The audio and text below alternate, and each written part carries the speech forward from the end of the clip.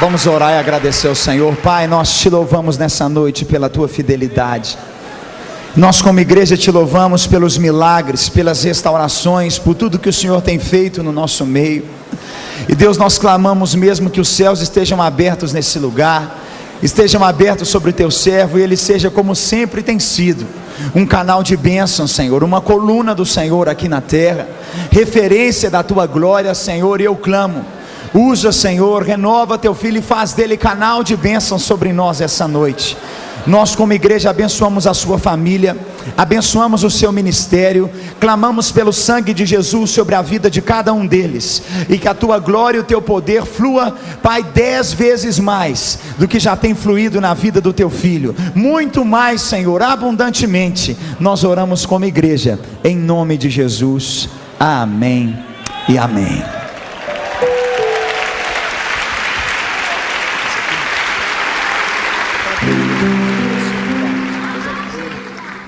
Aleluia. Cumprimento os irmãos com a paz do Senhor. Cumprimento os irmãos com a paz do Senhor. Quem está feliz aqui hoje? Veio algum pentecostal para a reunião hoje? Glória a Deus. Vamos estar em pé mais uma vez? Oh, glória. É hoje. É hoje que a tampa da chaleira vai voar. Glória a Deus. Os que trouxeram a Bíblia, abram-na comigo agora no livro do profeta messiânico, no capítulo de número 43. Livro do profeta messiânico. Quem sabe o nome dele? Isaías. Isaías 43. Glória a Jesus. Está preparado para voar hoje?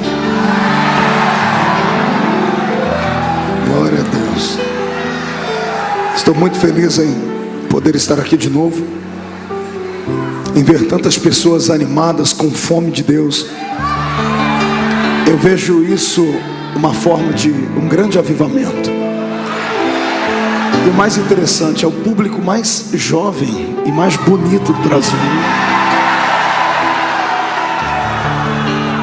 E eu sou o pregador mais falso que existe, né? Brincadeirinha. Está escrito assim, Isaías 43, a partir do versículo 8. Traz o povo que ainda que tem olhos e é cego, surdo ainda que tem ouvidos. Todas as nações se congreguem e os povos se reúnam. Quem dentre eles pode anunciar isto e fazer-nos ouvir as predições antigas? Apresentem, pois, as suas testemunhas, e por elas se justifiquem, para que se ouça e se diga que verdade é. Vós sois as minhas testemunhas, diz o Senhor, o meu servo a quem escolhi, para que o saibais e me creais, e entendais que eu sou o mesmo, e que antes de mim Deus nenhum se formou, e depois de mim Deus nenhum haverá. Eu sou o Senhor, e fora de mim não há Salvador. Eu anunciei salvação e realizei-a, e a fiz ouvir. Deus estranho não houve entre vós, pois vós sois as minhas testemunhas, diz o Senhor. Eu sou Deus. Ainda antes que houvesse dia eu era, e não há ninguém que possa livrar alguém das minhas mãos, porque operando eu, quem impedirá? Aleluia. Capítulo 44, versículo 28 e a sequência. Que digo de Ciro, ele é o meu pastor, cumprirá tudo que me apraz. Que digo também de Jerusalém, será edificada, e do templo será fundado. Assim diz o Senhor ao seu ungido, a Ciro, a quem tomo pela mão direita, para bater as nações ante a sua face, e de cingir os lombos dos reis, para abrir diante dele as portas, que nunca mais se fecharão. Feche a Bíblia, coloque no banco, coloque na cadeira, pegue na mão de alguém bem bonito do seu lado agora. Se não tiver ninguém bonito o suficiente, olhe para mim aqui. Tente pegar na minha mão. Se pegou na mão do seu irmão, aperte a mão do seu irmão com carinho até ele falar aleluia. Pentecostal que não faz barulho está com defeito de fabricação, né? Mais uma vez, vamos orar. Pai, eu te glorifico por estar aqui. Eu te glorifico pela oração que o pastor André e a igreja fizeram pela minha vida. E a minha oração agora não é para invalidar a oração deles, é para complementar a oração.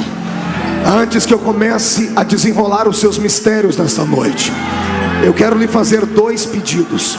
O primeiro é que ao redor desta grande igreja, deste grande tabernáculo, onde houver, ó Senhor, num raio de 5 quilômetros, um demônio alojado, eu dou a esses espíritos desencarnados 5 segundos para desaparecerem de Belo Horizonte, porque se não sumirem, serão queimados pelo poder da glória do Senhor que descerá aqui. O segundo pedido é um pedido de atrevimento, Senhor. Se ainda tenho crédito no céu contigo como pregoeiro da sua palavra, abre a porta do céu sobre este lugar agora e manda, Senhor, uma comitiva de anjos para cá. Eu quero anjos de fogo, que eles desçam com brasas de fogo nas mãos, que comecem a esparramar essas brasas agora. E onde houver um crente batizado com o Espírito Santo, renova ele, Senhor, mas renova agora, agora, agora, meu Senhor.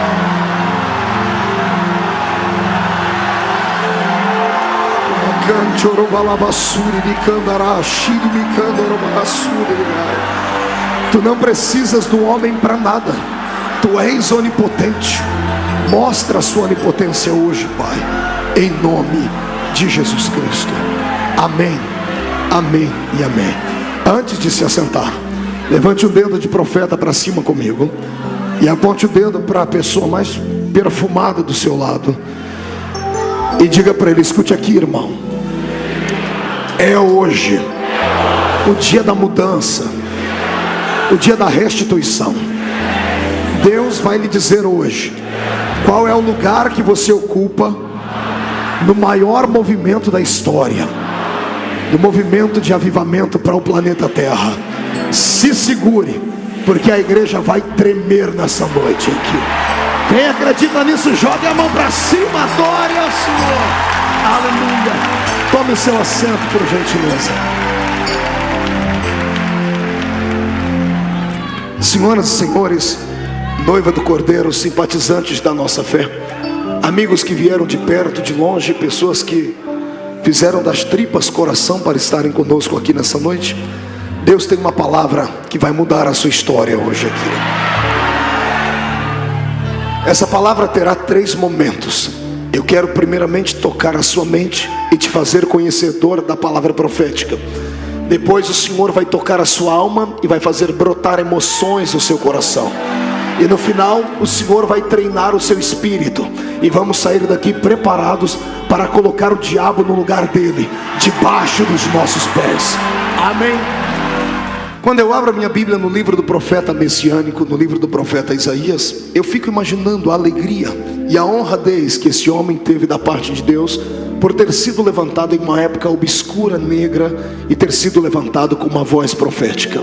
Isaías foi um daqueles homens que o Senhor levantou na terra no tempo do Velho Testamento e alguns do Novo, que eram homens que tinham uma espécie de luneta telescópica espiritual diante dos seus olhos, porque eles enxergavam o futuro. Isaías vaticinou em um tempo e não viveu para ver as profecias da sua boca se cumprirem. Tudo que ele profetizou veio se cumprir 200, 300 anos mais tarde. Mas o livro do profeta Isaías, ele é muito mais do que apenas um compêndio histórico para a nação judaica. Esse livro, ele traz revelações sobre-humanas e sobrenaturais. Deixa-me aqui tatear um pouco os seus conhecimentos. Quem conhece a Bíblia, quem fez teologia, quem já leu o livro de Isaías, sabe que ele, entre todos os profetas, é o mais venerado, é o livro mais respeitado e o mais lido, não apenas pelo clã cristão, mas também pelo povo judeu. Os judeus têm um apreço em especial por o livro do profeta Isaías. E quando começamos a fazer uma espécie de analogia entre este livro e a Bíblia protestante que nós temos na nossa mão, chegamos à seguinte conclusão: o livro de Isaías parece ser uma Bíblia em miniatura. Nós temos a nossa Bíblia protestante composta por 66 livros, dos quais 39 estão no Velho Testamento e 27 no Novo Testamento. Os primeiros 39 livros deste nosso livro livro, ele fala exatamente sobre a nação judaica, o pensamento de Deus, as correções de Deus e as palavras proféticas para a nação de Israel. Os 27 posteriores livros, que nós chamamos de Novo Testamento, falam para uma outra espécie de povo, falam para um Israel, mas não aqueles da Palestina, fala para uma história de um novo Israel, alguém que pegou uma carona na salvação e entraram dentro deste carro e não saíram mais dele. A bênção foi extensiva para este povo. Quando eu leio o livro do profeta Isaías, eu entendo que ele também tem 66 capítulos, como a nossa Bíblia tem 66 livros. Os primeiros 39 capítulos do livro de Isaías, parece que eu ouço Deus gritando no ouvido de Israel, chamando a atenção, falando sobre o futuro, falando sobre o que ele queria para eles, e Israel não dá atenção às palavras do Senhor. Os 27 últimos capítulos, o Senhor está falando sobre um novo tempo, um tempo de avivamento, um tempo de graça, um tempo onde uma nova nação seria erguida na terra, e esta nação não é outra senão esta que está reunida aqui hoje, dentro de Belo Horizonte. Pois bem, o livro do profeta Isaías então é uma arma secreta de Deus, dessas que Deus usa somente em tempo certeiro. E quando Deus me manda pregar neste livro, eu tenho que me segurar na terra, porque a minha alma quer se desprender do corpo. O que você vai ouvir aqui hoje vai deixar você com tanta fome de Deus, que algumas pessoas, irmão André, hoje quando saírem daqui vão ter que sair segurando pelos muros e pelos carros, porque senão vão acabar voando para o céu. Deus revelará a eternidade para você hoje. Quem acredita nisso, dê um grito de glória ao nome do Senhor. Pois bem, vamos lá. Isaías foi um desses moços que teve a oportunidade de nascer em uma família rica. Ele tinha, além de ter o sangue dos judeus nas veias, ele tinha o sangue azul. O tio dele foi um dos maiores reis que Israel já teve. Para o tio dele, o Senhor deixou cerca de alguns capítulos exaltando a majestade e a magnitude do grande rei Uzias. Um homem que soube trazer um avivamento a Israel, despertar a fome de Deus pelo povo, mas cuja glória e a santidade se transformaram numa espécie de arapuca ou alçapão para prendê-lo, porque no final da sua vida ele é rejeitado por Deus. Porque ele era tão santo, poderoso e famoso, que um dia ele entrou dentro do santuário e achou que podia fazer o serviço de um sacerdote. Quando ele vai saindo de dentro do santuário, a minha Bíblia diz que o Senhor coloca uma lepra na testa dele, e isto vem fazer com que ele venha morrer.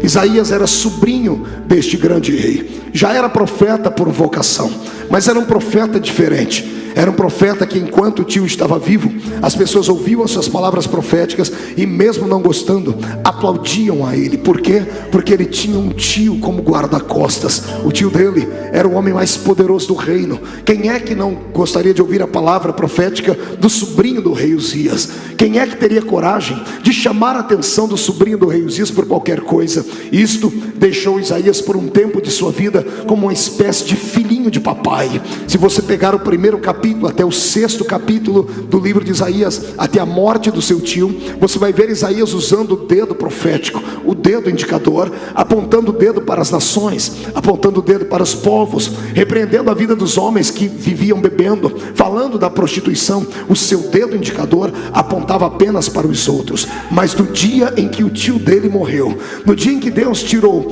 todo o alicerce humano que fazia com que ele fosse uma pessoa tão bem querida pelo povo, e tinha dado a ele tanta coragem para profetizar, no ano em que morreu o rei Uzias, ele descobriu que ele não era nada a não ser aquilo que Deus havia feito dele. Ele que vivia apontando o dedo para os outros, no capítulo 6, no velório do tio dele, para de apontar o dedo para os outros, para de dizer: ai de ti nação, ai de ti bebum, ai de ti adúltera. Ele pega o dedo que vivia apontando para os outros e aponta para si e diz: ai de mim que vou perecendo, porque os meus olhos viram o rei, os meus olhos sentiram a presença do Todo-Poderoso. Foi só no capítulo 6 que o Senhor converteu o coração deste homem. Aí ele deixou de ser um profeta bam, deixou de ser um profeta desses que todos querem ouvir porque fala tudo que os outros querem ouvir, e passou a ser um profeta daqueles que Deus gosta, daquele que fala aquilo que os homens precisam ouvir e não daqueles que os homens querem ouvir. Olhe para cá, estamos aqui diante do profeta Isaías. Ele não é mais o garoto de 17, 18 anos que profetizou logo que o seu tio morreu. Ele agora é um ancião. Ele está a ponto de fazer uma das piores loucuras que algum homem já fez na terra. Aliás, ser louco é uma atitude e um dom de todo profeta. Deus não usa nenhum homem normal da cabeça, irmão. Eu acho que Deus tem até receio desses intelectuais que ficam pensando muito e ficam filosofando antes de usarem os talentos de Deus, que ficam dizendo to be or not to be, that's the question. Ser ou não ser, eis a questão. O Senhor tem pacto com gente tantã da cabeça, amado. É verdade. Todos os profetas da Bíblia Sagrada eram homens anormais e só podiam ser usados porque eram anormais. Eu lhe apresento, por exemplo, o primeiro profeta do Velho Testamento, tido como grande profeta em Israel, que era Moisés. Alguém pode dizer, não pastor, Moisés era um homem equilibrado, era professor de astronomia na escola do Egito, era filho da filha de Faraó, conhecia idiomas, conhecia línguas e era o futuro príncipe do Egito. Ah pastor, Moisés não era desequilibrado nem louco. Você que pensa, Deus só chama gente que não é normal. Um dia ele está no meio do deserto, o povo está pedindo água, ele olha para o céu e fala, Senhor, o povo está com sede, o que eu faço? Deus olha para ele e diz assim, Moisés, vai ali e conversa com aquela pedra e manda aquela pedra verter água. Ai Jesus, só quem é louco para responder uma oração dessa, só quem é louco para dar ouvido a uma palavra dessa. Ei, imagine Deus falando com você, vai ali e converse com aquele poste, vai ali e converse com aquela parede e fale para ela verter água. A maioria de nós iria raciocinar e dizer, isto não é normal, isto não faz parte do raciocínio, do intelecto do ser humano, e talvez por isso mesmo o Senhor não tenha te usado como Ele quer te usar. Deus manda dizer que nesta noite Ele quer levantar uma geração profética, mas esses homens têm que ser loucos, têm que ser anormais, têm que caminhar com os pés na terra, mas a sua memória tem que estar diante do trono do eterno Deus, lá em cima da graça. Alguém se candidata a ser louco comigo nessa noite? Mais um grito de glória!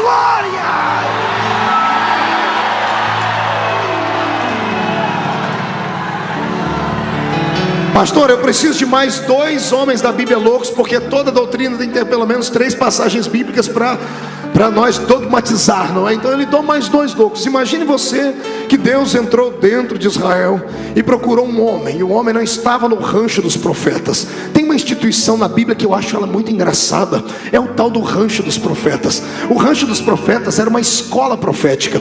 Os filhos dos reis, dos príncipes, dos homens abastados iam para lá para aprender a profetizar, para terem a unção divina e para trazer status à família. Mas nenhum dos profetas da Bíblia saíram de lá. Aliás, alguns que estudaram lá acabaram sendo mortos por uma ursa. Lembra quando eles gritaram para Eliseu, sobe careca, sobe calvo? Eliseu ficou tão irado naquele dia. Ele não ficou, eu tenho medo de dizer como é que ficou Eliseu naquele dia. Ele só disse, Senhor, eu não quero esses rapazes vivos mais. A ursa veio e despedaçou eles. Todos os demais profetas da Bíblia saíram do meio do povo, saíram de lugares que ninguém jamais podia imaginar. Um deles estava fazendo pão na padaria de Israel, dentro de Jerusalém. O nome dele é Oséias. Um homem que está fazendo pão é elevado ao nível de profeta. E eu não sei aqui te dizer propriamente como foi que Deus descobriu que ele era louco. Talvez porque o Senhor olhou para ele e fez a ele um pedido, e não é que ele obedeceu. O Senhor disse para ele, Oséias, levanta-te, vai no meio da casa de prostituição e toma uma prostituta para ser tua mulher, e ama, tenha filhos com ela, e quando ela te trair, perdoa ela e tenha mais filhos com ela, e ela vai te trair de novo, perdoa ela e tenha mais filhos com ela. Senhor, por que o Senhor quer isso de mim? Porque eu quero que você seja o exemplo na terra daquilo que eu fiz. Eu me casei com uma prostituta chamada Israel, uma nação que me troca por deuses. Amados, quem é que teria coragem de abandonar uma vida certinha para casar com uma prostituta? Somente quem é louco e tem uma chamada divina para ser profeta. Agora, pior de todos foi Isaías, porque Isaías ficou 3 anos pelado, nu, andando pelas ruas de Israel. Imagine que coisa feia. Você ri porque não era você. O Senhor disse, Isaías, ande nu pela terra, porque eu quero que esse povo entenda que eles estão desse jeito diante de mim. E assim como eles têm vergonha de olhar para você, eu tenho vergonha de olhar para eles. Pastor, vale a pena ser profeta? Profeta termina cedo, a cabeça dele vai para a bandeja de prata com 3 anos e meio de ministério. Vale a pena ser profeta. Só que vou lhe dar agora uma palavra que você nunca ouviu na vida, e se ouviu vai se relembrar. Não espere que as pessoas na igreja aplaudam o seu dom profético. Não espere que os homens entendam a unção profética na sua vida. Não espere que os grandes líderes venham dizer assim: ali vai um grande profeta do Senhor. Não, os homens que estão na mesma fé que você jamais darão valor que o profeta tem. Sabe quem dá valor a um profeta? O ímpio.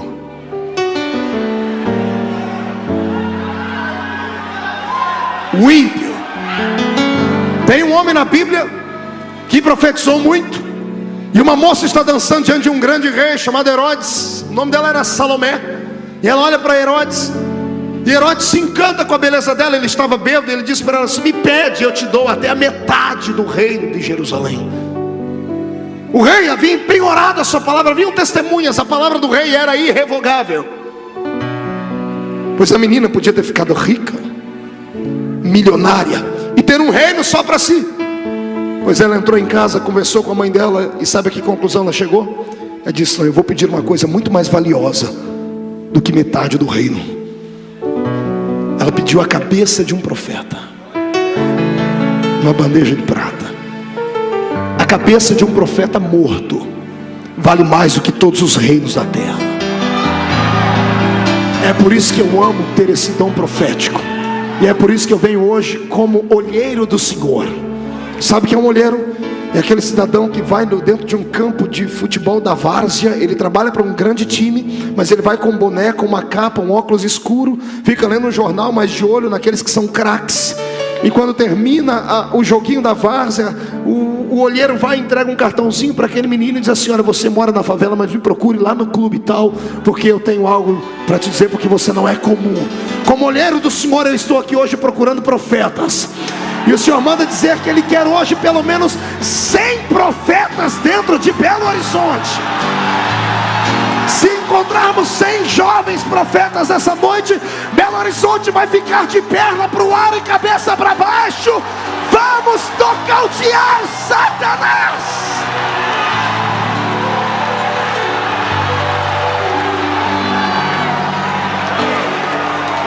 Glória a Deus.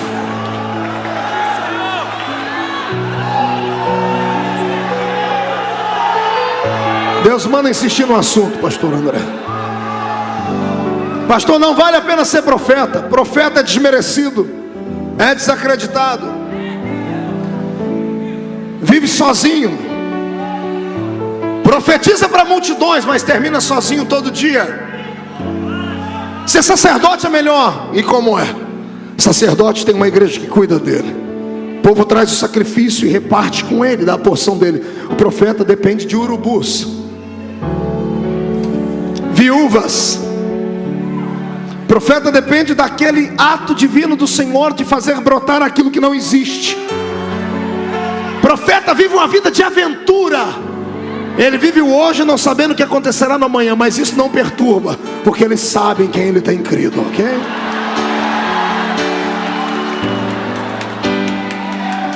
Eu vou lhe contar a história de um profeta para entrarmos na história bíblica, que para mim é um dos profetas que mais me emociona.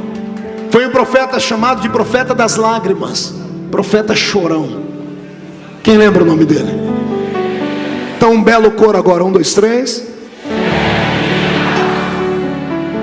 Esse camarada aí. Você sabe por que ele chorava? Você sabe por que ele é tido como profeta chorão?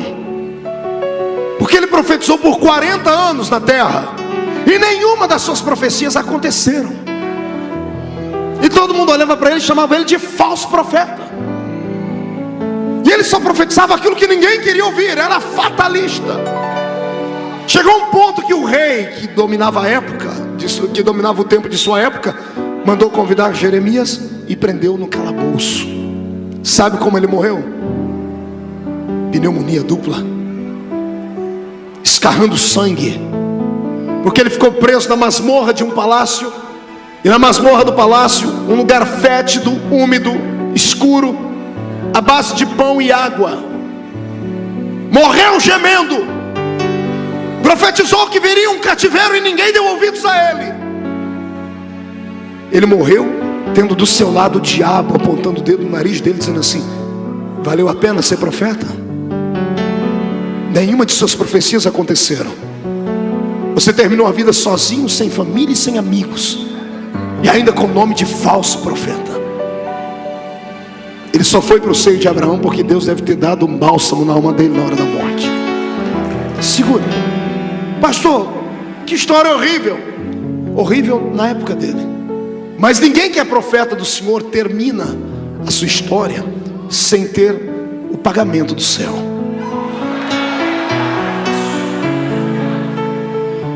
Demorou um pouquinho para a gente na terra. No calendário da terra demorou 3.000 anos. No calendário de Deus foi só 3 dias depois da morte dele. 3.000 anos depois tem um cidadão profetizando na terra, um outro profeta. E ele profetiza, cura, ressuscita, anda por cima das águas, faz coisas que ninguém nunca fez. E aí alguém pergunta para ele, chega, ele vê a multidão se aproximando, ele se isola para orar um dia, chama os seus discípulos, e ele contrata o IBGE santo e diz assim para eles: o que é que dizem os homens aí que eu sou? Quem dizem que eu sou, os homens? Ó Senhor, fizemos um censo. A metade do povo acha que o Senhor é Elias, mas a outra metade acha que o Senhor é... Não, você não entendeu. A outra metade acha que o Senhor é... Pastor, o que tem a ver isso? Ei, simples.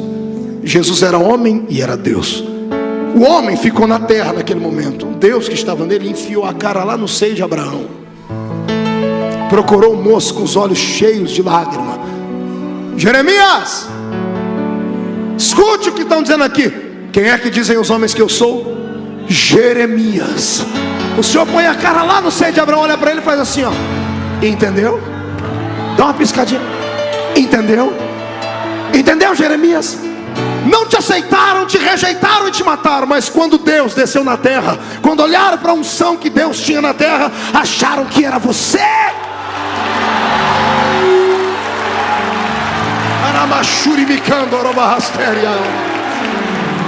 Eu profetizo hoje em nome de Jesus que vem sobre a tua família, que vem sobre a tua casa uma unção profética tão grande, uma unção profética tão extraordinária, que tudo que você falar no nome do Senhor vai acontecer a partir de hoje.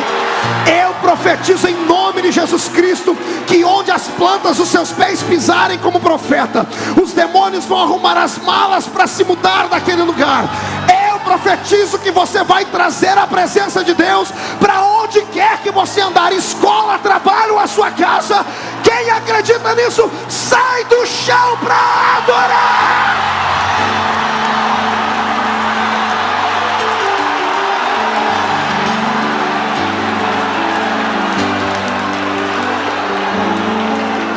Aleluia.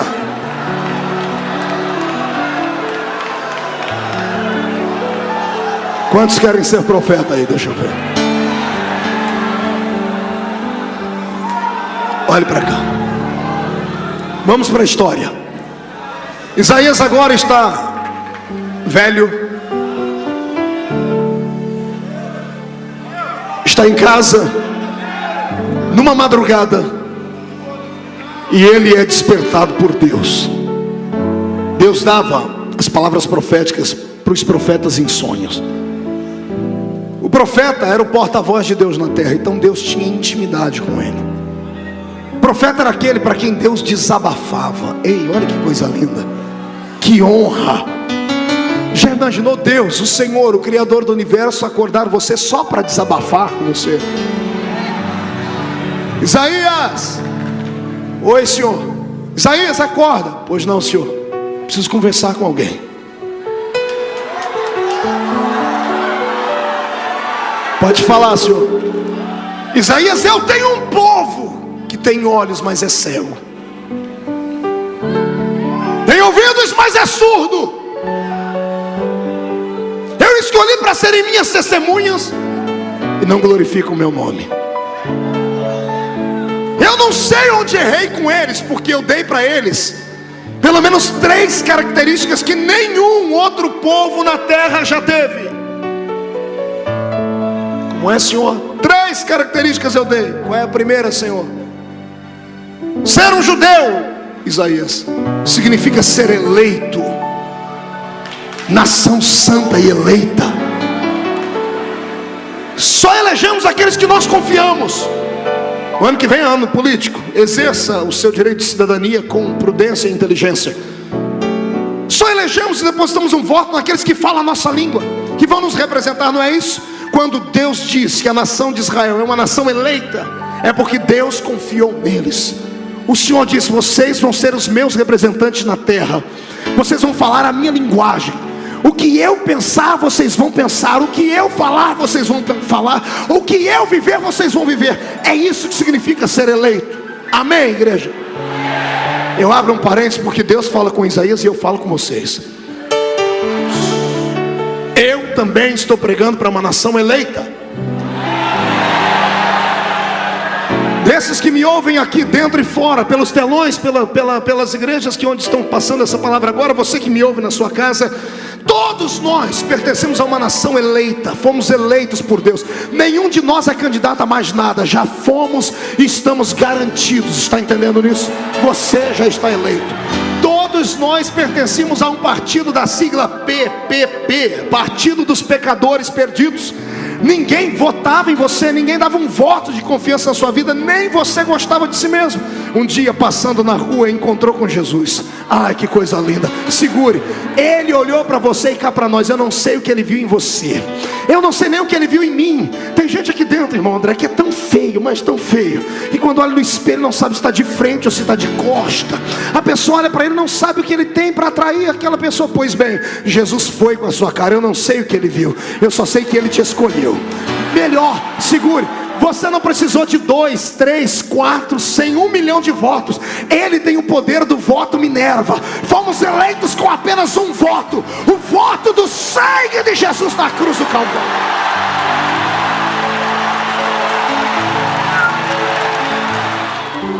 Primeiro, nação eleita. Grite: nação eleita.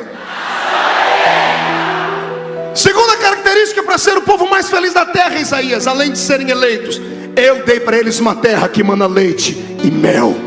Eles habitam na terra que mana leite e... O que significa habitar na terra que mana leite e mel? Significa habitar na terra mais segura, no lugar mais seguro do universo. Está entendendo?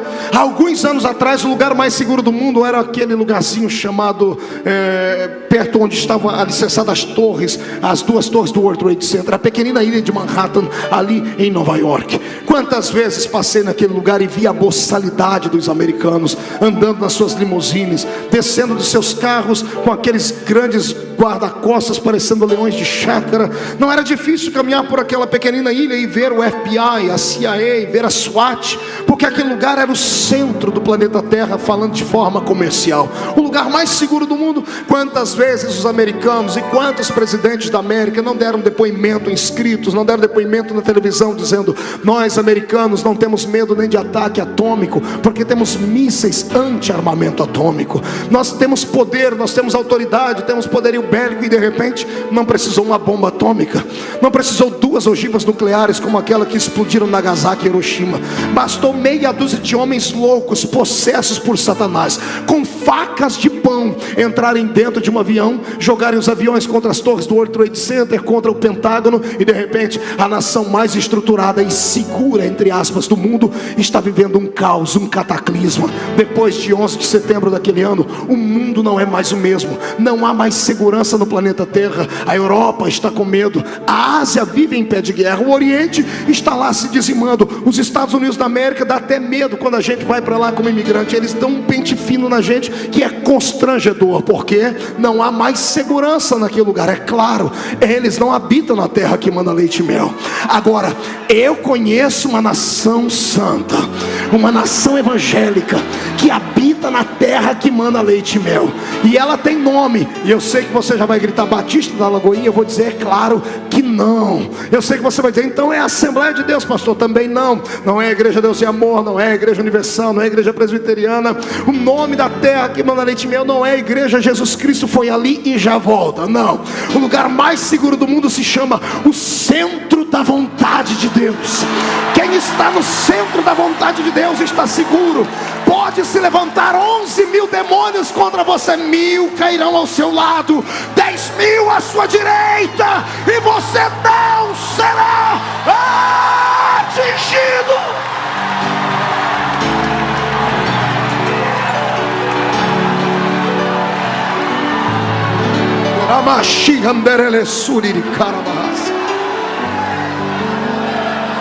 Isaías, eu dei 3 características para deixá-los diferentes de todos. Eleitos, habitam no centro da minha vontade. E terceiro, adoram ao único Deus. Eu não disse a mais um Deus, eu não disse a um Deus, eu disse ao único Deus. Deus não conhece concorrente. Deus não conhece ninguém que possa deixá-lo com medo, amedrontado ou completamente perdido no meio de um campo de guerra, de batalha. Tudo que existe foi feito por Ele, e por meio dele tudo que existe hoje se fez. Nada do que você pode ver, tocar ou sentir está longe das mãos de Deus. Ninguém, nem Satanás pode pegar Deus de surpresa. Ninguém surpreende Deus, porque Ele é sapiente, Ele é onipotente, onipresente e é onisciente. Ele sabe tudo e todas as coisas, e é por Ele ser onisciente que eu tenho muita alegria no coração. Pergunte por quê? Porque o diabo vive tentando me derrubar e tentando derrubar você também. E Satanás já demonstrou para você dentro da Bíblia Sagrada que o salário do pecado é a morte. Então alguns de nós deveríamos ser condenados eternamente. E se nós sabemos que nós somos fracos e fracassados, como alguns que vieram nesse culto hoje, e eles não conseguem se suportar, como é que Deus os suporta? E por que é que Deus os suporta? Simples, porque Ele é onisciente. Ele vê o futuro, e Ele sabe que por mais prejuízo que você está dando hoje, lá no amanhã você vai dar um lucro exorbitante. Deus é um investidor, André. Deus não investe naquilo que não dá retorno, está entendendo? O mais fraco crente aqui nessa noite, aquele que você olha para ele e diz assim, ó, esse aí é um crente Raimundo, um pé na igreja e outro pé no mundo. Esse crente que você olha para ele e diz assim, pastor, esse crente aqui é tão gelado, que se eu ficar mais 5 minutos perto dele, eu pego um resfriado. Pois bem, o mais fraco crente aqui hoje, ele é mais forte do que o império das trevas de pé. Ele é mais forte do que Satanás, está entendendo? É por isso que eu quero que você agora saia deste calabouço e comece a glorificar aquele que fez os céus e a terra.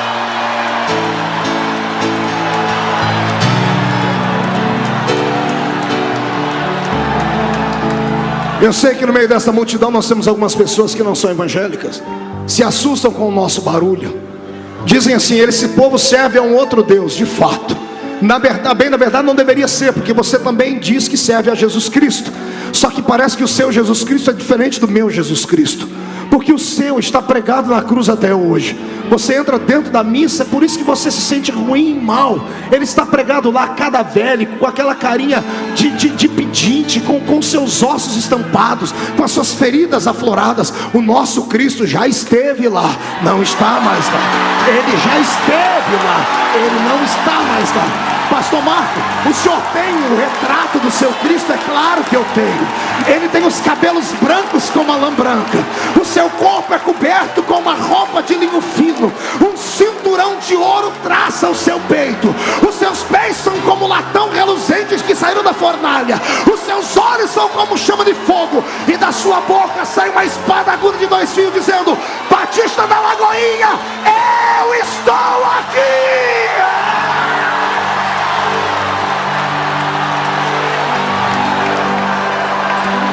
Aleluia!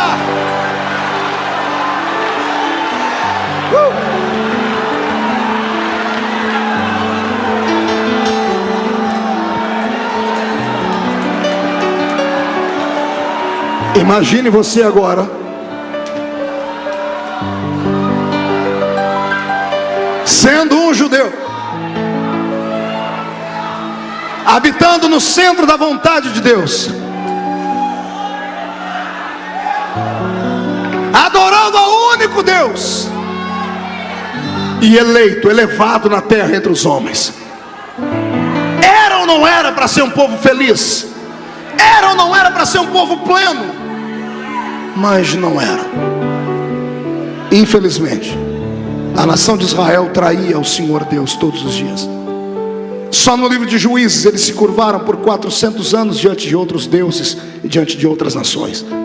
Deus foi suportando, Deus foi aguentando, Deus foi fazendo vistas grossas, empurrando com a barriga, até que chegou um dia que a paciência dele se esgotou. Até que chegou um dia que a misericórdia dele, que a Bíblia diz que a misericórdia do Senhor é infinita, para eles terminou. O Senhor disse: Isaías, o meu povo é cego, é surdo e só conhece uma linguagem, a linguagem do sofrimento. E se só sabem conjugar os verbos do sofrimento, eu vou enviá-los para uma outra terra. Eu vou deixar o meu povo ser levado cativo. Eu vou deixar o meu povo ser aprisionado. Eu vou deixar que um outro rei, um déspota insano, maluco, os leve aprisionados para uma outra terra, para que eles saibam que os pais deles passaram no Egito, para que eles vejam como é viver uma vida sem Deus, como é viver uma vida aprisionado, e como é viver uma vida e ser humilhado. Existem cativeiros que nós procuramos com a mão, existem outros que Deus abre e coloca a gente dentro dele.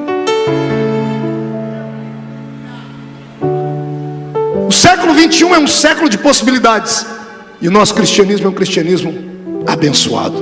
Porém, abusamos da misericórdia de Deus.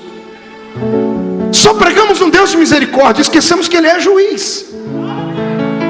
Abusamos dos dons, da graça, do poder, do perdão, e esquecemos que Ele é a justiça. Está entendendo? Deus vai empurrando, vai dando tempo, vai esticando a corda na misericórdia. Mas Ele não quer que a igreja seja uma igreja podre. Ele não quer que você congregue dentro de um fosso. Ele não quer que você tenha uma fé prostituída e adulterada. Ele não quer que você pense que ir para o céu basta ter uma carteirinha de membro de alguma igreja, cantar meia dúzia de musiquinhas e chacoalhar as mãozinhas e operar um milagre. Isso não lhe dá direito de ir para o céu. Está escrito na Bíblia: Senhor, mas eu curei no seu nome. Senhor, mas eu operei sinais no seu nome. Jesus vai dizer: eu não te conheço. André, eu fiquei apavorado o dia que eu li isso. Eu falei: Deus, eu quero uma explicação para isso. Como pode você curar no nome de Jesus, operar um milagre no nome dele e ele não te conhecer? Eu descobri, quer aprender? Eu descobri que o nome de Jesus é uma senha. O nome de Jesus é uma senha. Te provo. Você liga a televisão de vez em quando e vê lá o Padre Marcelo Rossi cantando as nossas músicas, os nossos hinos, e o povo dando testemunho de milagres. E até Marcelo Rossi sabe que não se usa mais o nome de imagens, ele usa o nome de Jesus. Em alguns terreiros de macumba, Satanás é tão besta que há um sincretismo religioso entre o catolicismo e o candomblé. Daí a macumba, que é uma religião completamente brasileira, usa o nome de Jesus. Está escrito na Bíblia: é um nome sobre todo nome.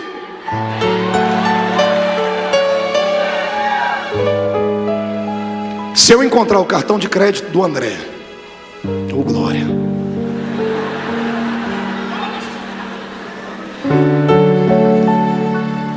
e chegar no banco, passar o cartão dele, eu vou conseguir sacar, sim ou não? Não, porque não basta ter o cartão, tem que ter.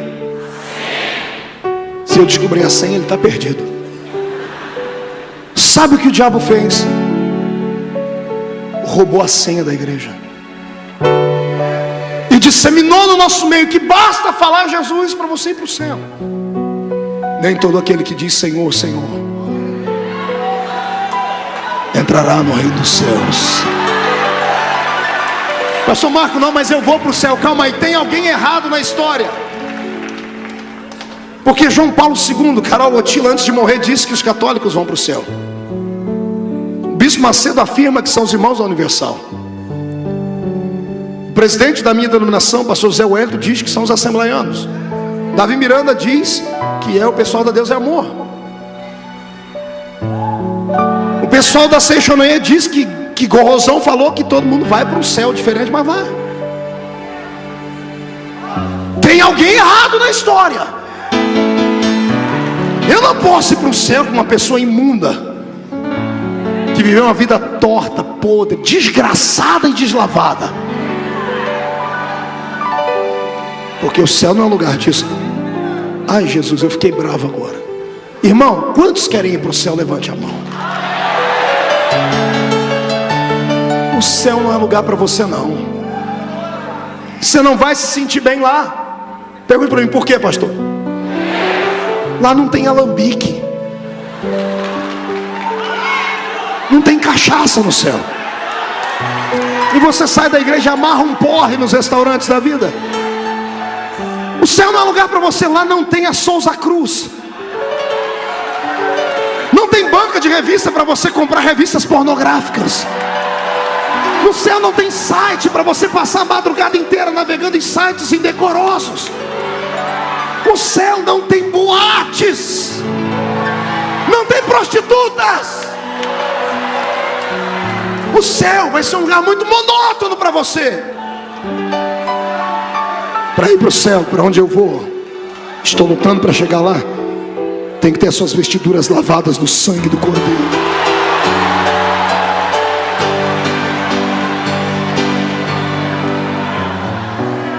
Mão direita para cima, agarre o ombro do seu irmão com carinho e respeito, chacoalhe ele até ele ficar irritado, irrita ele.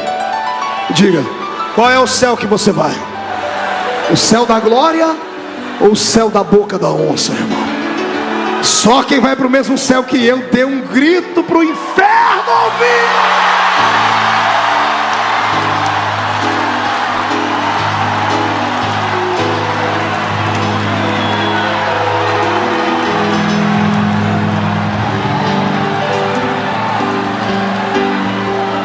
Eu tenho uma palavra para você que tem se escandalizado nos últimos anos. Quando você vê uma grande igreja, uma grande denominação ser julgada pela mídia televisiva ou escrita, para você que vê grandes ministérios serem expostos ao ridículo, você diz, se Deus é Deus, por que Ele permite isso? Exatamente para curar. Deus permite que algumas igrejas, alguns movimentos, alguns ministérios e alguns crentes sejam lançados dentro de um cativeiro, porque só dentro do cativeiro eles vão sentir a falta de Deus. Só dentro do cativeiro é que eles vão sentir a falta da essência, da graça e da proteção divina. Quando você vê um irmão passando pelo vale, irmão, mas por aquele vale não tenha pena dele. Ore com ele, ajude ele a carregar a cruz, mas não sinta pena dele. Deus sabe o que faz. Na vida do crente, o que não acontece amando de Deus, acontece com a permissão dele. Satanás não pode tocar em você, está entendendo? Todo julgamento que vem sobre o crente é Deus tratando com ele. Então comece aí a se preparar e vai dando graças ainda. Por quê, pastor? Porque o meu Deus só bate e açoita aqueles a quem Ele ama. Está entendendo?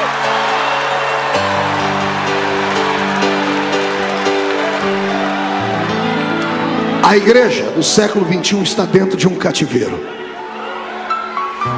Estamos aprisionados. Alguns de nós estão como aqueles que escreveram Salmos 126, 127. Quando chega um ímpio e diz assim, canta um cântico de Sião para mim. Aprisionados, vamos dizer, como cantar em terra estranha? Como eu disse na última semana, somos crentes de louvores no alto, mas temos medo de enfrentar os vales. Temos gritos, mas são poucos milagres. Temos ouro e prata, mas não temos levanta e anda. Tudo isso porque estamos dentro de um cativeiro. E esse cativeiro é tão triste que nos faz sentirmos abandonados e sozinhos às vezes. Quantas vezes na sua congregação, na sua paróquia, você chorou por dentro dizendo, onde é que Deus está?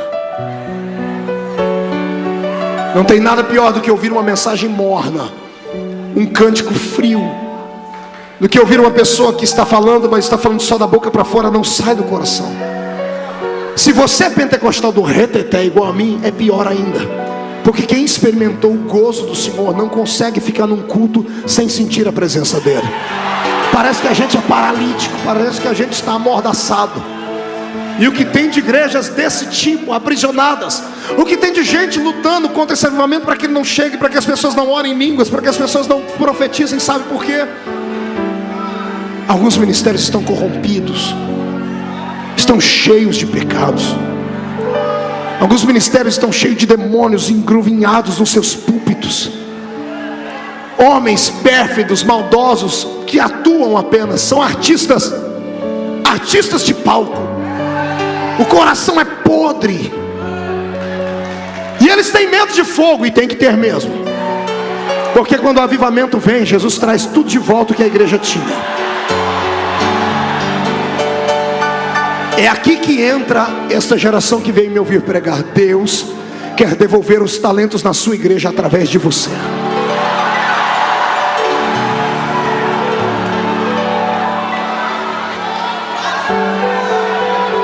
Sabe como foi que Israel foi para o cativeiro?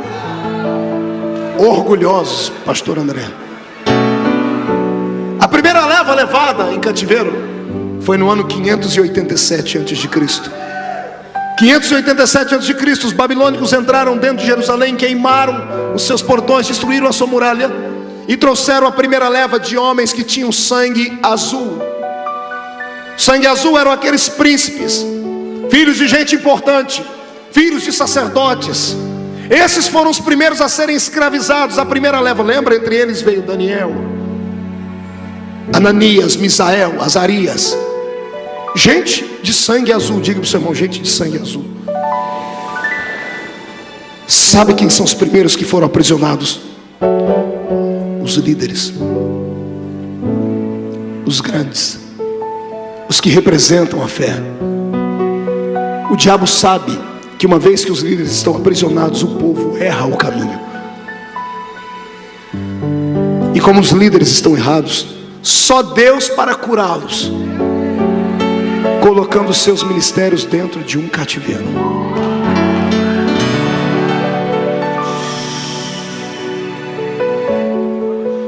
Entraram lá dentro altivos. Flávio Joséfos diz que a conversa dos príncipes era essa: fiquem tranquilos, não abaixem a cabeça, temos Deus lá em cima. E por mais errado que nós estejamos, basta a gente rapar a cabeça e jogar cinza na cabeça, Ele perdoa a gente. Eles eram acostumados a abusar da misericórdia de Deus, como você tem feito. Como você tem feito. Só porque chorou, falou em línguas, já está tudo bem, sai daqui, vai fazer a mesma coisa errada. Cuidado, não brinque. Vai acontecer com você o que aconteceu com Sansão um dia.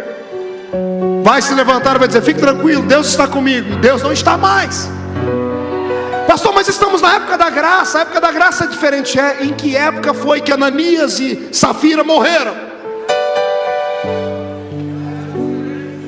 Fale para mim. Ananias e Safira morreram por muito menos do que você tem feito, cristão. Morreram por mentir o valor de uma casa. Venderam por 50, chegaram para o profeta: vendemos por 30, para esconder 20 para eles. Pedro olhou e disse: por que mentistes ao Espírito? E morreram fulminados. Em que dispensação era? Olha para o seu irmão e diga para ele: muda de vida.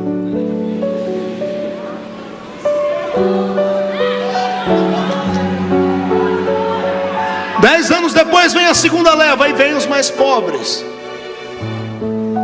E quando entram entre os ricos, os filhos dos sacerdotes, todo mundo está dizendo: fiquem tranquilos, mais cedo ou mais tarde Deus vai ouvir, vai perdoar a gente. E passa 5, 10, 15, 20, 30, 40 anos, uma geração. Quem foi preso com 18 tem 58. Quem foi preso com 30 tem 70. Quem foi preso com 40 já está morto. Uma geração inteira aprisionada em Babilônia, dentro de um cativeiro aberto pelo próprio Deus. Para destruir o povo? Não, para curá-los. Escute uma coisa, amado. Se você entende um pouquinho de medicina, se a pessoa está com dor de cabeça, basta dar para ela um AS, uma aspirina. Agora, se a pessoa tem um câncer, o tratamento tem que ser de choque. Sabe o que está faltando para a igreja do século 21? Tratamento de choque. Os pastores, os obreiros, os pregadores, os formadores de opinião terem coragem de falar de novo sobre pecado, justiça e juízo. Pastor Marco, pega leve, porque esse não é o nosso perfil. Não vim aqui para ouvir isso. Se o senhor continuar falando, eu vou sair daqui. Tem uma igreja aqui perto que lá é diferente. Vai embora, infeliz.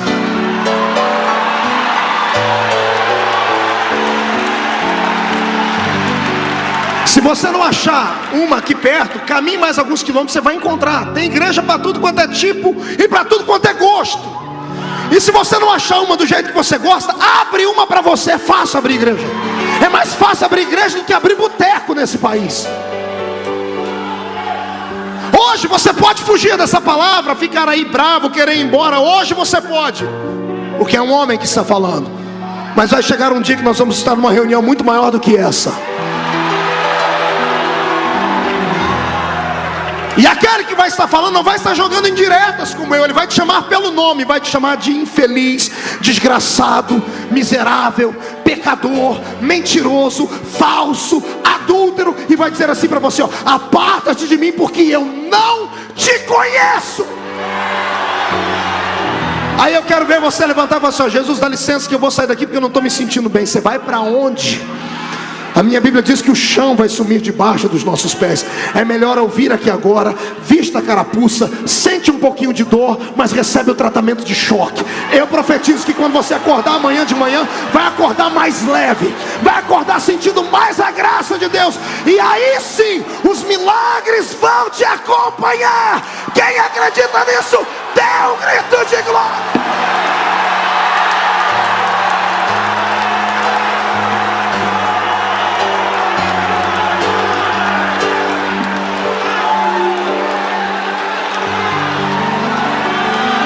Estou com um chicote na mão. Recebe, igreja do Senhor.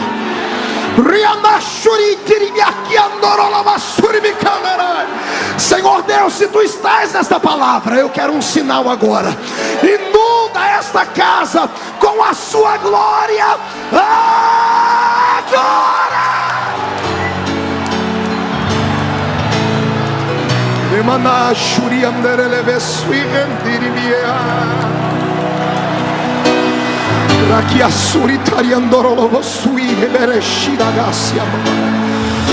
Senhor, onde houver um crente que crê nisso, está arrependido e não é batizado com o Espírito Santo, batiza ele agora, Jesus.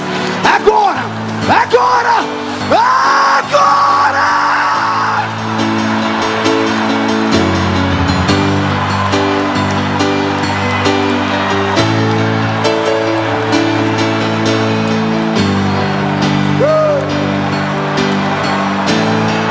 Sente um pouquinho, já estou terminando. Sente um pouquinho.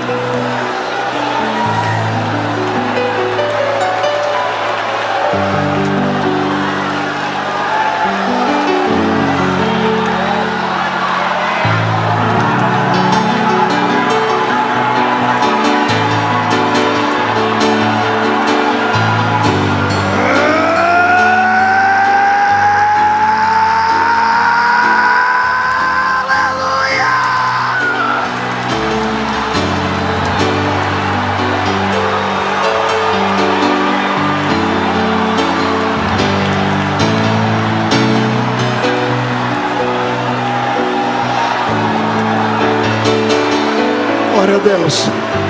Sente um pouquinho, olhe para mim, já estamos terminando.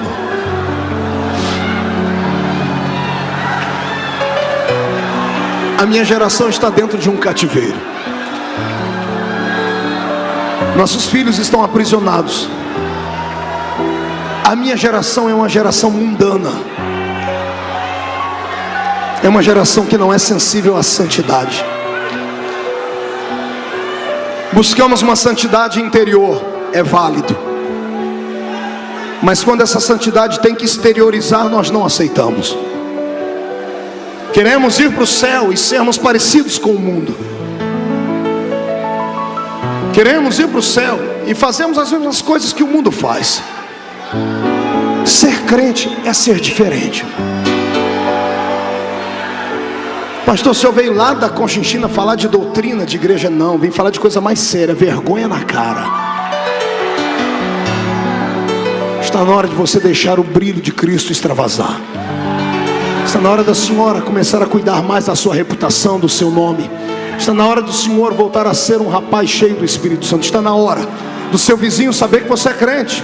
Está na hora da universidade saber que você tem uma chamada profética. Está na hora dessa cidade inteira saber que você não é só mais um membro de uma igreja. Você é uma brasa de fogo tirada do altar do Senhor. Está na hora.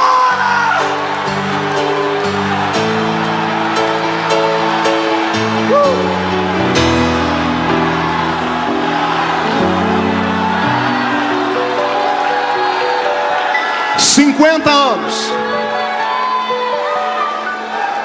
55 anos. 65 anos. E agora nós temos uma geração que nasceu dentro do cativeiro. Os que entraram orgulhosos e altivos, achando que podiam barganhar com Deus, estão humilhados, mortos. E os que estão vivos estão agora dizendo para os seus filhos: nós estamos aqui porque pecamos,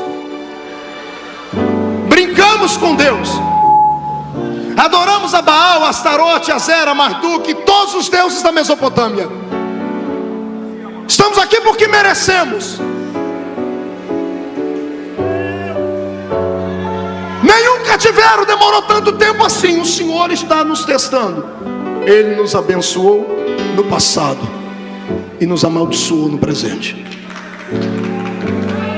A situação é tão grave que todos começam a buscar a Deus agora. O velho, o jovem, a criança de colo, a mãe. Eles trabalham o dia inteiro na beira dos rios, fazendo tijolos para o império de Babilônia. E os soldados chegam diante deles assim: cante um hino para a gente. E eles dizem: não temos cântico, porque estamos em pecado, estamos longe de Deus, vazios da sua presença. Quando eles começam a reconhecer que sem Deus eles não eram nada, a face adorada de Deus, que estava voltada para outro lado, começa a olhar para eles de novo. O choro e a oração começam a subir de verdade. Agora não é um, não é dois, são milhares que estão orando. E a oração agora é sincera. As lágrimas começam a banhar a terra e Deus vai sentindo o perfume delas. 70 anos no cativeiro. 70 anos depois, Deus fica de pé no trono e diz assim: era desse jeito que eu te queria, Israel. Eu só queria isso. Só queria que você entendesse que não dá para viver sem mim, e que eu não vivo sem vocês. Só queria que vocês entendessem isso, que eu os criei para glorificarem o meu nome, não um pedaço de pedra. Doeu mais em mim do que em vocês, ver vocês sofrerem, porque nenhum pai se alegra com o sofrimento do filho. Quando minha filhinha Karen era bebê, ela pegou um dia um prego e ela foi para a tomada e ameaçou colocar na tomada. E eu disse: não, Karen. E ela: não, não, papai. Eu disse: não, não. Daqui a pouco ela estava com um preguinho de novo, olhar para mim: não, não, papai. Eu disse: não, Karen. Daqui a pouco eu estou passando, ela está com um prego de novo. Eu tirei o prego da mão dela, eu dei um tapa no bumbum dela, que eu tirei ela do chão. Ela saiu gritando e correndo para o quarto. E eu saí atrás, pai, para paparicar. Minha mulher entrou na frente: onde você vai? Eu disse: eu vou agradar. Ela falou: não faça isso. Mas eu bati nela. Bateu à toa? Disse: não. Você corrigiu porque você a ama? Eu disse: é. Então deixa ela sentir a dor. Eu estou emocionado aqui, porque Deus está me dizendo que Ele está fazendo isso com alguns filhos aqui hoje. Deus não quer expor você ao ridículo. Deus é apaixonado por você. Ele é capaz de saltar muralhas pela sua vida.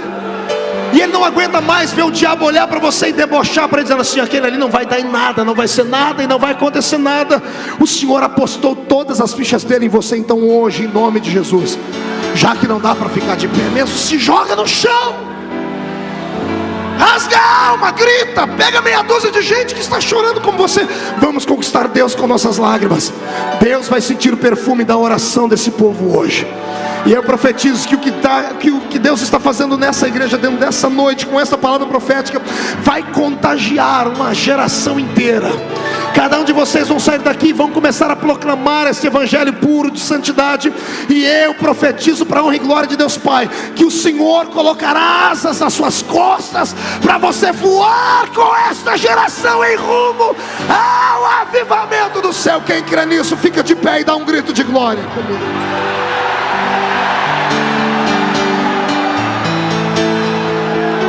Fique de pé comigo.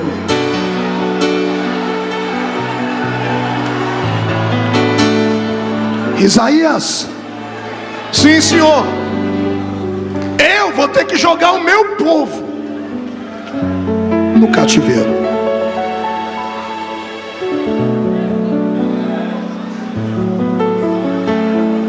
Isaías profetizou no ano 700.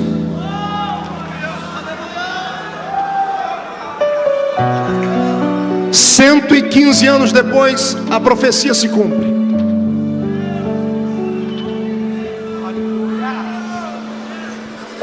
Setenta anos de cativeiro. 200 anos depois da palavra profética, o povo está de joelho chorando, e Deus fica de pé e diz: agora eu te liberto, Israel. Recebe o que eu digo. O Deus que abriu a porta do cativeiro continua com a chave na mão dele. Ele abriu, ele sabe a hora. Ele fechou a porta atrás de você, ele sabe a hora de abrir. Ele te colocou lá, ele sabe que está chegando a hora de você sair. Eu profetizo que a glória dessa segunda casa será maior do que a glória da primeira casa.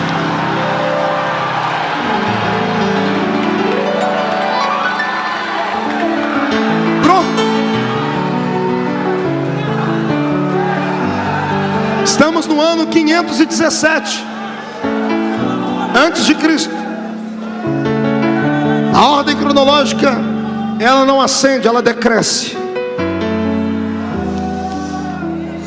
No ano 517 antes de Cristo, a nação está curada. Como nação, Israel nunca mais adorou outro Deus. Israel nunca mais colocou uma imagem diante deles depois do ano 517 antes de Cristo. O cativeiro funcionou. Agora vem a parte do milagre. Diga para o seu irmão: é agora que você vai ver. Porque é que Deus disse: operando eu, quem impedirá? Pegue na mão do seu irmão. Fiz tudo isso para chegar aqui.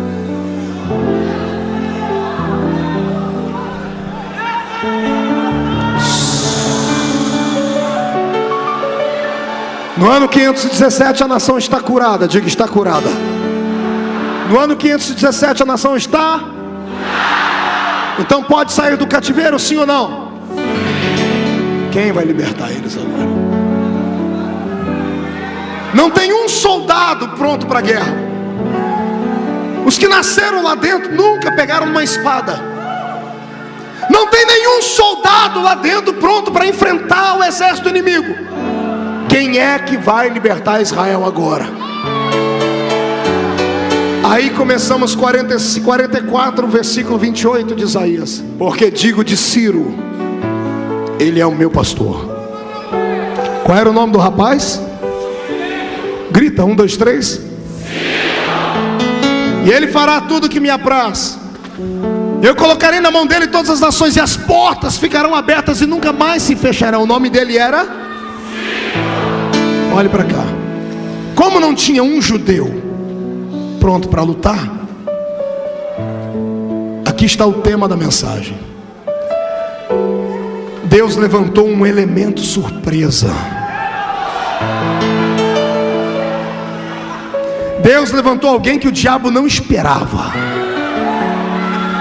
Deus levantou alguém que Satanás jamais sonhou que seria erguido na terra. O diabo é sempre um otário. Quando ele vem com a massa, nós já estamos com a polenta pronta. E eu vou fazer uma oração aqui agora com a fé que Jesus me deu. Senhor, Eu quero que todos os demônios que estejam ouvindo esta palavra sejam agora atingidos pelo seu poder e fiquem surdos. E todos os demônios que estiverem perto desta mensagem que será passada na televisão ou nos lares depois, quando começarem a ouvir esta parte, fiquem surdos. Pronto. Nenhum demônio está escutando mais. Podem estar gritando aí, mas não vão ouvir o que eu vou dizer agora. Sabe o que Deus disse para mim, André? O Senhor disse que está levantando uma geração de elementos surpresa.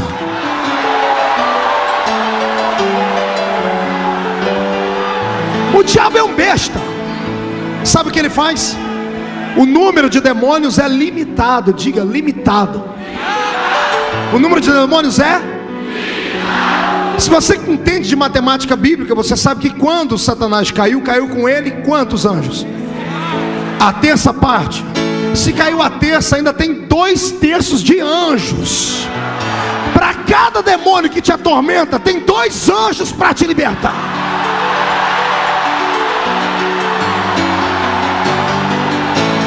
Ei,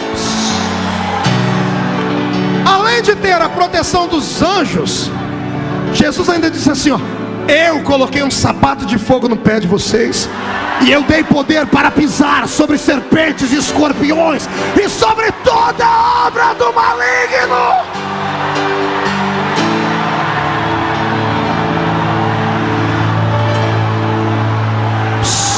Segure, estou terminando. Aí sabe o que o infeliz faz? Como ele não sabe, como ele sabe que não pode manipular multidões, sabe quem é que ele atinge? Ele não atinge você, ele atinge quem está na frente. Porque ele sabe que quando um homem em linha de frente, um missionário, uma missionária, um cantor cai com ele uma geração. Eu escrevi um livro, Heróis Sem Medalha. Eu presto um tributo aos maiores homens que eu já vi nesse país como pregadores. Um pastor pegou o livro um dia desse, olhou e disse: o que você quis dizer, escrever nesse livro para esses adúlteros? Aqui o livro, Heróis Sem Medalha. O pastor leu esse livro e disse assim: mas aqui tem a maioria deles caíram, homossexuais, adúlteros. Eu disse para ele: pastor, o senhor só vê o que eles fizeram de errado. Eles fizeram 1 milhão de coisas boas, ninguém se lembra deles. Quando erraram uma vez, a igreja sepultou-os. Somos o único exército, e quando temos um soldado doente, matamos ele. Está entendendo isso? Está ouvindo? Somos o único povo que nos alegramos com a desgraça do irmão. O diabo, sabendo que não pode derrubar todos de uma vez, ele pega e derruba um homem em linha de frente. E não foi isso que aconteceu nos últimos 15 anos? Quantos escândalos nós tivemos da América do Norte para cá? No Brasil, quantos homens caíram e tombaram? Quando eles caíram, caíram com eles uma geração inteira. O diabo cercou os púlpitos, porque ele acha que Deus só usa quem está no púlpito. Por isso eu pedi para Jesus deixar ele surdo agora. O besta acha que só é ungido quem tem uma carteirinha no bolso. Ele pensa que ungido é só aquele que cursou um curso de teologia. Não sabe ele que todos aqueles que aceitaram Jesus como Salvador foram ungidos por Deus.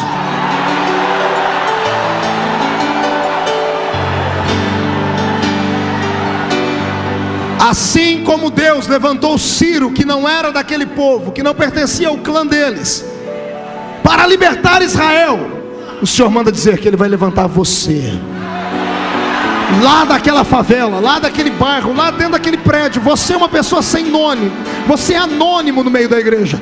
Nunca te deram uma oportunidade para pregar a palavra, nem para cantar um hino. Pois se prepare, quando vier esta oportunidade, o que você não fez em 20 anos, fará em 1 hora. Recebe esta palavra.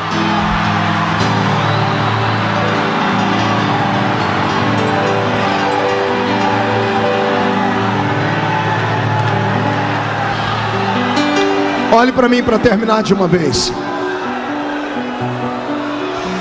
Quando Ciro tomou conta de Babilônia, ele não libertou os judeus. Os judeus marcaram audiência e pediram para ser libertos. E Ciro disse: eu não tenho nada contra os judeus, mas vocês vieram no pacote. Eu herdei um reino e vocês vieram junto. Os judeus começam a orar. Flávio Josefo diz que eles vão orar. E na oração alguém encontra um baú de roupas antigas. No fundo do baú encontra um pergaminho, um rolo, um livro amarelado e carcomido pelo tempo. Quando abrem o rolo, está escrito: rolo do profeta Isaías. E o filho de um sacerdote, de um escriba que sabia ler, pega o rolo e começa a ler. E vai lendo, lendo, lendo. Não havia separação de capítulos nem de versículos. Era uma carta, era uma história.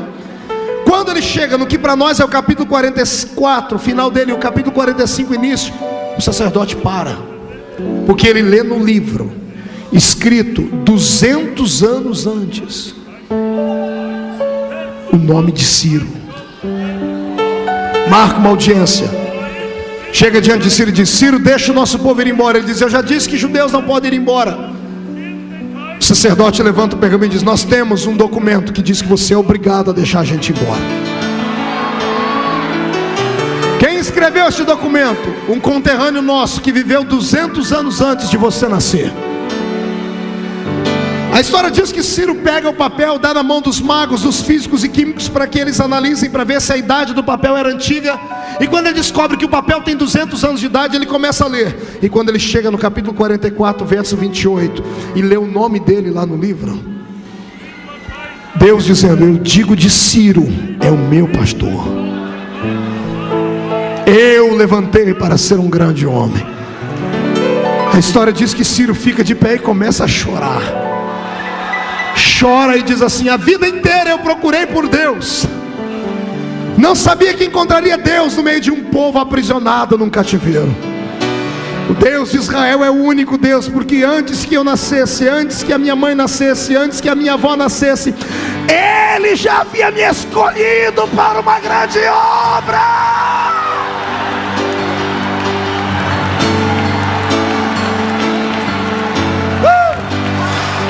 Ainda antes que houvesse dia eu era, e não há ninguém que possa livrar alguém das minhas mãos, porque operando eu, quem impedirá?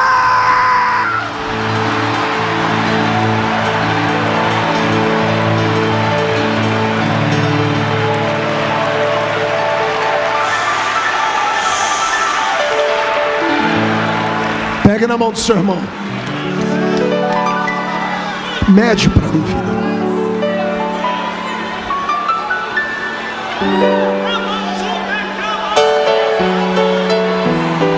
Olhe no rosto do irmão que está do seu lado. Memorize o rosto dele. Se tiver alguém em casa, faça isso. Memorize o rosto da pessoa. Memorizou? Olhe para o outro lado. Olhe para mim. Você não sabe na mão de quem você está pegando. Não é só um corpinho bonito, não é só uma pessoa perfumada. Você está pegando na mão do elemento surpresa de Deus.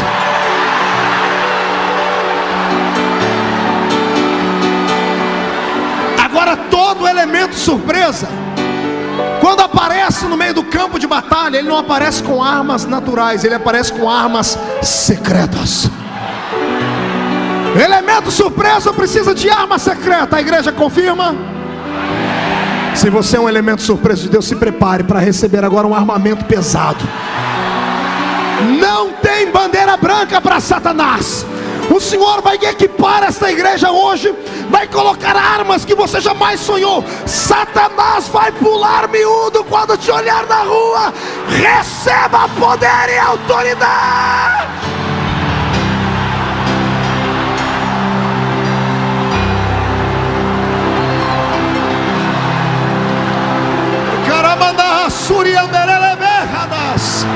Jesus está arrebatando pessoas lá na galeria, é isso mesmo. Receba um armamento secreto do céu agora. Agora, agora, agora, agora, já!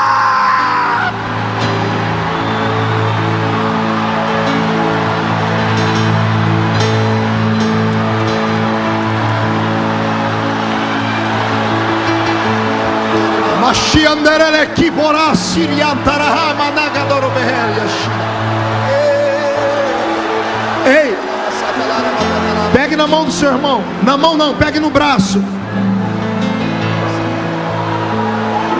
Eu já vou dizer agora, eu não me responsabilizo pelo que vai começar a acontecer hoje à noite aqui. Pegue no braço do seu irmão e olhe para mim. Os homens e mulheres mais usados e mais ousados do planeta Terra eram pessoas feitas da mesma matéria que você. A diferença é que eles se candidataram ao cargo de elemento surpresa. Eles andaram na contramão da vida. Eles nadaram contra a correnteza. Eles enfrentaram reinos. Eles enfrentaram ministérios. John Wesley foi expulso da igreja porque era um homem que gritava demais. Benny Hinn foi expulso de casa porque era gado. Ninguém gostava de ouvi-lo. Kathleen Kuhlman foi uma mulher que a religião expulsou por causa dos seus problemas familiares. Mas foram homens e mulheres que pisaram a terra e deixaram a sua marca. Eu profetizo que a unção que estava sobre eles desce sobre você agora.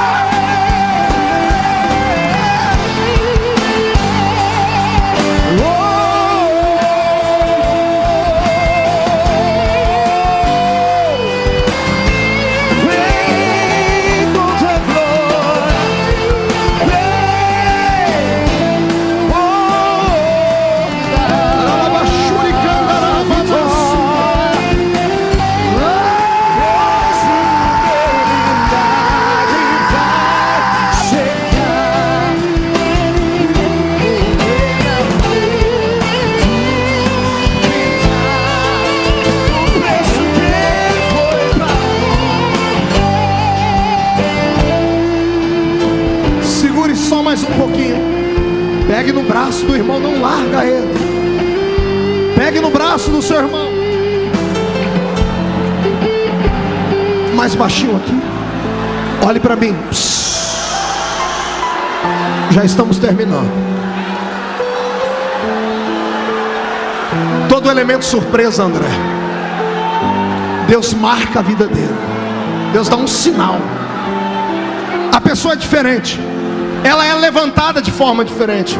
Ei, sabe como foi que o meu ministério nasceu? Que eu vi. Eu tinha 19 anos. Fazia direito. A minha igreja passou por uma crise. Um pastor me desafiou a pregar. E eu falei para ele que não ia pregar. Ele disse assim: você é covarde? E eu disse não. Ele disse: então prega hoje. Eu dobrei meu joelho na minha casa. Eu morava numa casa pequenina. Quando eu estava orando de joelhos, eu disse: Deus, eu não admito viver uma vida vazia. Eu quero ir no púlpito hoje, mas eu quero uma experiência nova. Veio um vento do nada, bateu na minha testa, me jogou de costas para trás. Eu fiquei 45 minutos sem conseguir abrir os olhos. A sala foi inundada com uma glória, uma luz muito forte. Eu achei que eu estava morrendo. Deus disse para mim naquele dia: eu te dou hoje um ministério de fogo para as nações. Já são 53 países do mundo e o Brasil inteiro pregando. Parece que Deus tem um negócio assim. John Wesley, quando foi rejeitado, entrou dentro do quarto e brigou com Deus. Um dos biógrafos dele disse que ele esmurrava a parede. Ele dizia: Deus, não querem que eu seja missionário porque eu sou agressivo, porque eu sou muito austero. Prova para os homens que o Senhor usa homens assim. Eu te desafio a me usar. Olha que cabra doido. Eu te desafio. A história diz que veio um vento do céu e bateu no peito dele, jogou ele na parede. Ele caiu embriagado. Ele começou a pregar no meio da rua. Ele pregava e as pessoas caíam no chão. Chamaram ele de feiticeiro. Depois de morto, escreveram livros e livros e livros sobre ele. Pai do avivamento desta nossa última geração. Pastor Benny Hinn assistiu um culto com Kathleen Kuhlman. Acordou de manhãzinha sentado em cima de uma beliche, olhou para o céu e disse: Good morning, Holy Spirit. saltou de cima da cama e caiu no chão. Ficou 8 horas caído no chão. Levantou dali para ser o pregador mais popular do mundo hoje. Billy Graham havia terminado de cursar a faculdade, estava dentro de um carro indo para Los Angeles. No meio do caminho parou, teve uma crise existencial, dizendo: será que eu tenho chamada mesmo? Foi impactado por Deus e caiu de joelho no chão e disse: Deus, eu só vou se a sua presença for comigo. O maior pregador do século. Paulo teve que cair de cima do cavalo. Parece que quando Deus escolhe alguém, Deus marca a vida dele. Deus põe um sinal na pessoa. E o Senhor está me dizendo aqui que Ele vai sinalizar algumas vidas aqui. O Senhor está me dizendo que Ele vai colocar um sinal na vida de alguns homens e mulheres que nunca mais serão os mesmos depois dessa noite. Pegue no braço o seu irmão, eu vou orar por você agora. Quando eu terminar de orar, o irmão André vai cantar um hino. Pegue no braço do seu irmão, feche seus olhos.